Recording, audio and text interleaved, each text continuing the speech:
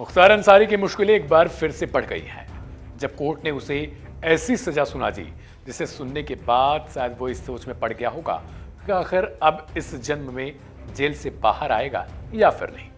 कभी यूपी में मुख्तार एक ऐसा नाम हुआ करता था जिसे लेने मात्र से लोगों में डर का खौफ बन जाता था, यानी नाम लेना भी लोगों के लिए गुनाह जैसा हो गया था।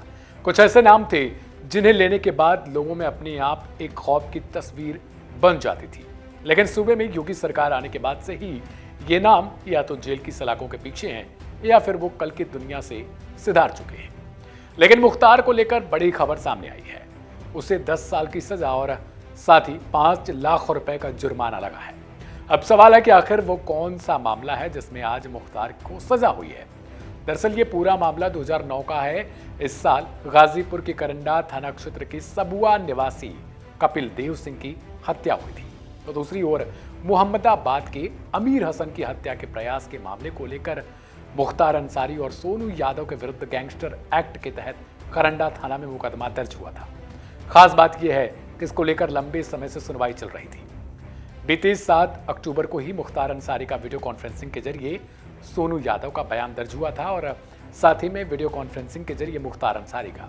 इसके बाद बहस के लिए 11 अक्टूबर की तारीख मुकर्रर की गई थी, लेकिन सुनवाई नहीं हो सकी थी। ऐसे में अब कोर्ट ने अपना फैसला सुनाया है। हालांकि मुख्तार अंसारी के लिए पहली सजा नहीं है, इससे पहले भी एक दूसरे मामले में उसे 10 साल की सजा मिल चुकी है।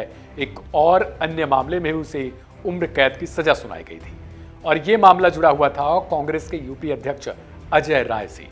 यानी अजय राय के भाई के हत्याकांड में भी कुछ दिनों पहले ही मुख्तार अंसारी को उम्र कैद की सजा हो चुकी है। ऐसे में अब मिली इस सजा के बाद से मुख्तार अंसारी को अपने गुनाहों को लेकर जरूर सोच रहा होगा। हालांकि अतीक अहमद की कस्टडी में मौत के बाद से कहा जा रहा है कि मुख्तार अंसारी भी परेशान चल रहा है। जेल में ना तो वो जल्दी खाना चाहता है ना पीना चाहता है। कई बार वो सोच में डूबा रहता है और अदालत से भी कई बार दरख्वास्त कर चुका है कि उसकी पेशी कभी भी सिर्फ ऑनलाइन ही हो, क्योंकि मुख्तार को लगातार गाड़ी पलटने जैसी खौफ लगी रहती है। हालांकि अब देखना यह होगा कि योगी सरकार में उन बदमाशों की जो लिस्ट जारी की गई थी जिनमें 60 से ऊपर तकरीबन नाम थे, उसको लेकर समाजवादी पार्टी की तरफ से सवाल उठाए गए थे कि आखिर सिर्फ कुछ जातियों के प्रति ही ऐसा रवैया क्यों अपनाया जाता है।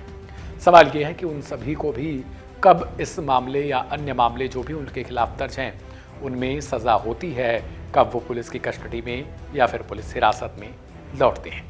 लिहाजा अब मुख्तार अंसारी के लिए तो ये पूरी खबर थी। फिलहाल इस खबर में इतना ही। बाकी के ताज़ा अपडेट्स के लिए सब्सक्राइब करें वन इंडिया हिंदी को। नमस्कार।